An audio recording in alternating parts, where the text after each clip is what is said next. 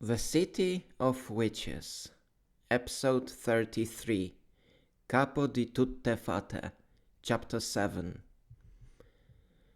Waiting in hiding was getting unbearably long, and Angelo, Lily, and Ursula were beginning to lose their patience. The snipers flying over the Nishvanat's base were not showing any signs of backing out. Angelo was waiting patiently on Overwatch and looked for any mistakes made by the snipers overhead. "This is getting infuriating," whispered Angelo. "It seems that the only thing that can save us is either our luck or their stupidity." "Then I guess we should start to pray," said Lily. "And somebody better listens to that prayer," said Angelo, "because I ain't no angel of patience." Just then, one of the snipers noticed something in the distance. It was something that they felt was too important to ignore, so they focused on it. They took out their binoculars and began looking through it to observe the strange figure.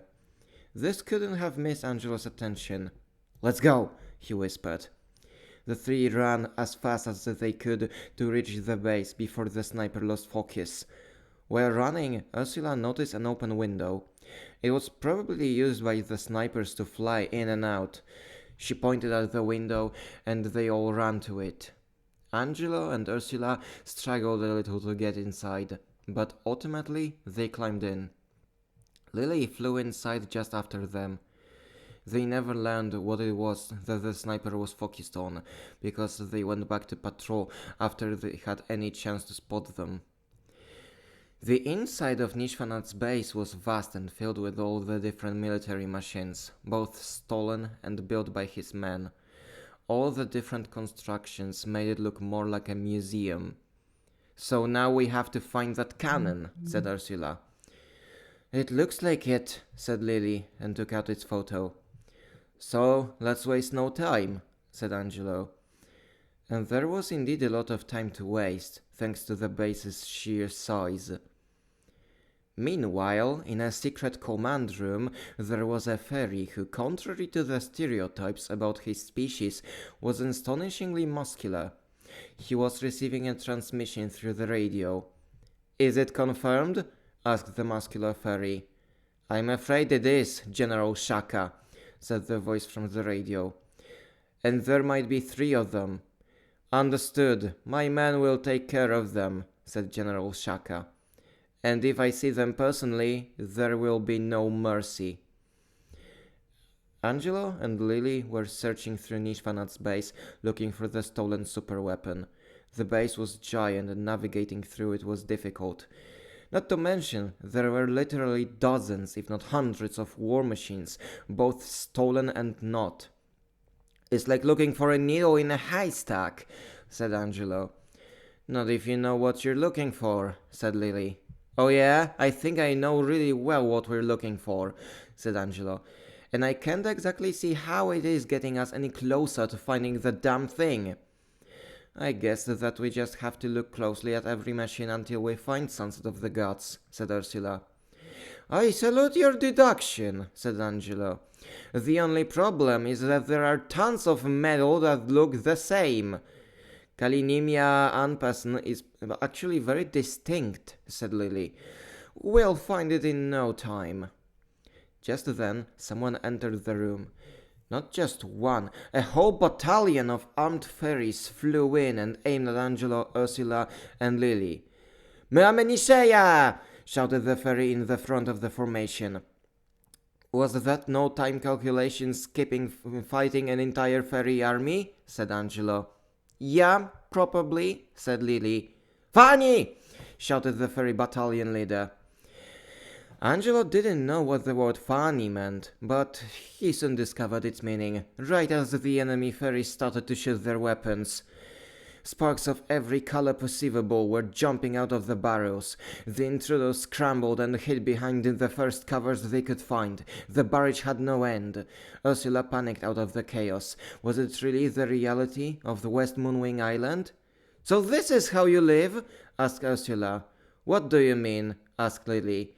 "This is what a fairy's life looks like," said Ursula. "Rule of mafia, shootouts, invigilation, and constant conflict." Lily could see a lot of emotions in her sister. sadness, fear, disbelief. Most importantly, however, the feeling of lost trust. She knew she kept too many secrets from her. "It used to be better," said Lily. "Trust me, it used to, and I believe we can fight how it is now." "Could you two please leave this for later?" said Angelo as he loaded his crossbow.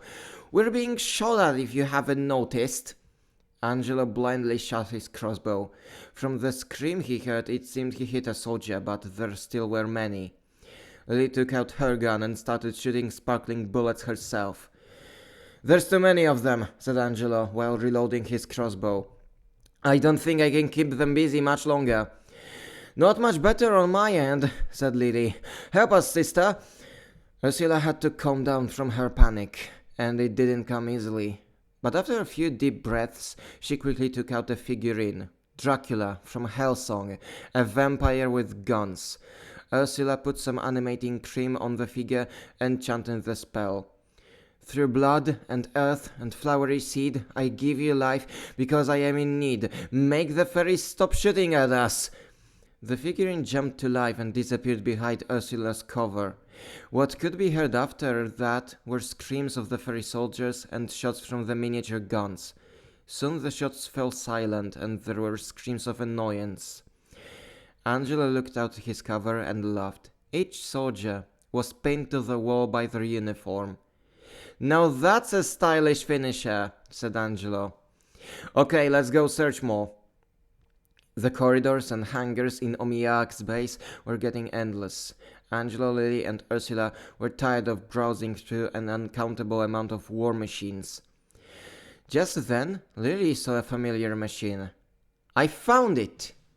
And there was Twilight of the Gods, in all its infamy, with its special energy-gathering cannon. "So this is it?" asked Angelo. "We bring that toy to Omiak and get the gig over." "Yes," said Lily. "Then what are we waiting for?" said Angelo, and ran to the cannon. "Let's hop on." Angelo got to the pilot seat of Twilight of the Gods and tried to get to know the controls. He was unpleasantly surprised to discover the control panel had descriptions written in Moonwingian. "Not again," Angelo sighed. "Lily, you need to pilot this." "No worries," said Lily. The fairy climbed to the pilot seat. Instead of launching the machine, however, she looked at her companions. "Actually, I'd like to talk to you for a bit before we go back," said Lily. "Talk? Make it quick," said Angelo. "Keep it between yourself, but I'd like to carry out my own coup," said Lily. "Especially you, sister, because I might need to move to the human realm for a moment." "What? What are you trying to do?" asked Ursula. But there was no answer, because the door to the hangar opened with a loud bang. A massive fairy soldier entered the room and armed his massive weapon. "Menanshita kulashe, Lil," the soldier roared. Everybody gulped at the perspective of being gunned down by such a brute. "I'll explain later, hop on now," said Lily.